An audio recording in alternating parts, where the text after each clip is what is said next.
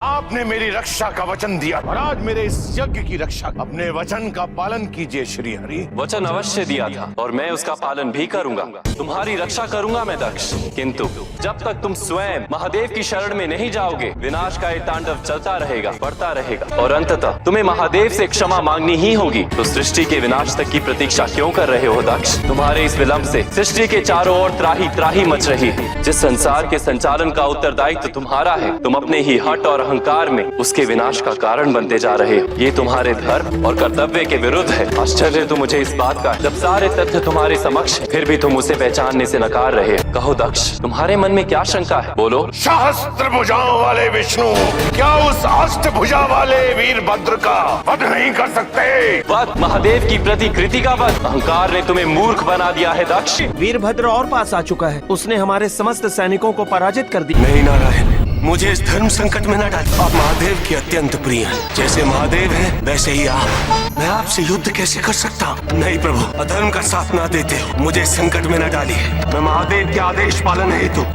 कटिबद्ध। मुझे दक्ष का वध कर उसके अहंकार का विनाश करना ही होगा। जिस प्रकार तुम कर्तव्यबद्ध हो वीरभद्र, उसी प्रकार दक्ष की रक्षा करने हेतु मैं वचनबद्ध। मुझसे युद्ध करना जितना बड़ा संकट तुम्हारे लिए है, उतना ही भारी संकट मेरे लिए तुमसे युद्ध करना है। तुम निशंक होकर युद्ध करो और मुझे दक्ष की रक्षा करने का अवसर प्रदान कर अपने वचन की पूर्ति करने दो। जाओ भद्रकाली, जाओ और वीरभद्र को इस असमंजस से बाहर निकालो। धर्म और अधर्म के इस युद्ध में आत्मसमर्पण संभव नहीं, उसे लड़ना होगा। विष्णु अपने भक्त की रक्षा करने हेतु अधर्म का साथ देने के लिए विवश है और मैं अपनी अर्धांगिनी के अपमान और उसकी मृत्यु के प्रतिशोध के लिए अधर्म का विनाश करने हेतु जब तक समस्त संसार का विनाश नहीं हो जाता युद्ध पर विराम नहीं लग सकता। असंभव, अविश्वसनीय है। आपकी सेना, भगवान विष्णु की सेना एक वीरभद्र का सामना नहीं कर पाई। उसकी सेना को रोकने में असमर्थ है। मैंने तुमसे पहले ही कहा था दक्ष, इसे रोकना संभव नहीं है। आपके लिए संभव नहीं है। आपके लिए यदि आप चाहते तो अपने इस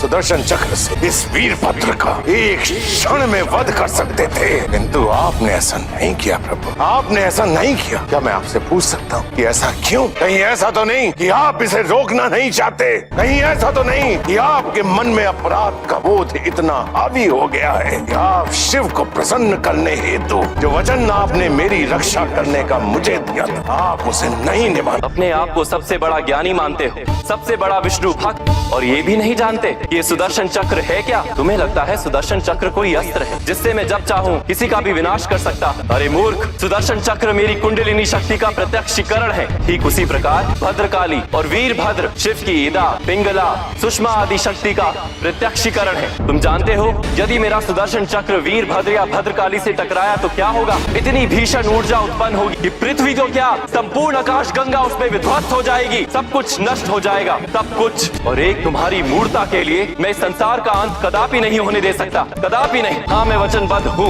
अवश्य हूँ, किंतु केवल तुम्हारी रक्षा करने के लिए, तुम्हारे प्राणों की रक्षा करने के लिए नहीं। तुम्हारे समक्ष विकल्प केवल एक ही है, महादेव की शरण में जाओ, उनसे क्षमादान मांगो, नहीं तो तुम्हारा अंत निश्चित ही नहीं, निकट भी है। अहंकार को त्यागो दक्ष और महादेव के पास जाओ, जाओ। कदापि नहीं, क्षमादान कदापि नहीं। केवलम ज्ञान माश्रित्य निरीश्वर परा नरा निर्यम ते च गच्छन्ति कल्प कोटि शतानि च। अर्थात जो ज्ञान के अहंकार में ईश्वर को नकार दे, उसकी महत्ता को नकार दे, उसका स्थान केवल नर्क होता है। नारायण कृपा सिंधु, मेरे आराध्य प्रभु, ऐसे संकट में आप मुझे छोड़कर जा रहे हैं। प्रभु लौट आइए, मुझे मात्र एक आप ही का आसरा है प्रभु। मैंने सदैव आपकी पूजा की है, आपको अपना आराध्य माना है। आप मुझे ऐसे छोड़कर नहीं जा सकते। जब मुझे आपकी सबसे अधिक आवश्यकता है तो आप अपने इस भक्त को छोड़कर चले गए। प्रभु कहाँ है? लौट आइए प्रभु। मेरे आराध्य विष्णु देव ने मेरा साथ छोड़, मेरे परिजनों ने मेरा साथ छोड़ दिया, यहाँ तक कि मेरे पिता स्वयं ब्रह्मदेव ने मेरा साथ छोड़ दिया, किंतु मैं प्रजापति दक्ष हार मानने वाला नहीं। वीरभद्र, मैं अपनी शक्तियों से तुम्हें पराजित कर दूंगा। मेरे प्राणों की रक्षा करो, मेरे प्राणों की रक्षा करो। वीरभद्र मुझे मार डालेगा। अरे कोई मुझे बचाए इस वीरभद्र से। नहीं वीरभद्र नहीं, महादेव मुझसे बहुत बड़ी भूल हुई है, मुझे क्षमा कर दीजिए, मेरी रक्षा कीजिए प्रभु। मुझे बताइए कि मैं कौन हूँ? मैं प्रजापति दक्ष हूँ। मैं आपको अपनी सभ्यता में स्थान दे दूंगा। मैं आपको बहुत बड़ी उपाधि से सुसज्जित कर दूंगा। महादेव, मैं आपको विष्णु से भी ऊंचा पद दूंगा। मेरे प्राणों की रक्षा कीजिए महादेव, मेरे प्राणों की रक्षा कीजिए। ओम नमः शिवाय।